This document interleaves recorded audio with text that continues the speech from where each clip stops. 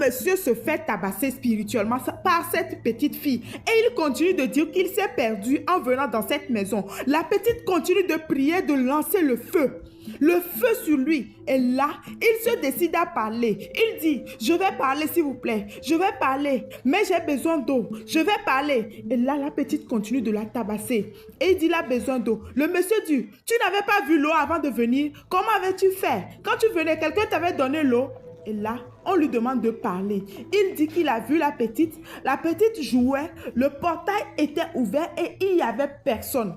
Il a trouvé le moment favorable pour pouvoir avoir la petite. Chers vacanciers, chers parents, vous qui laissez vos vacanciers en liberté comme ça, c'est ce qu'ils risquent. Faites très attention en laissant vos vacanciers.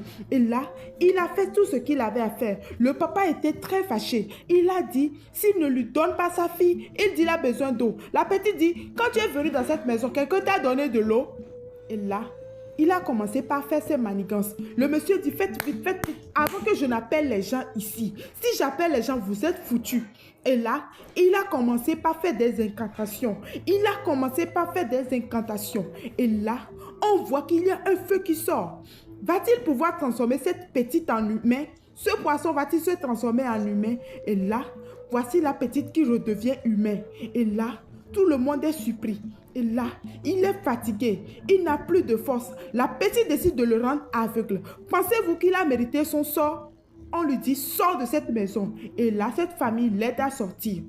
On lui dit, ne reviens plus jamais dans cette maison. Le monsieur ne comprend pas comment se fait-il que cette petite soit si forte et puisse rendre ce monsieur aveugle. On lui dit, allez, oust! Il sort de la maison et le monsieur conseille ses enfants de ne plus jamais laisser la porte ouverte.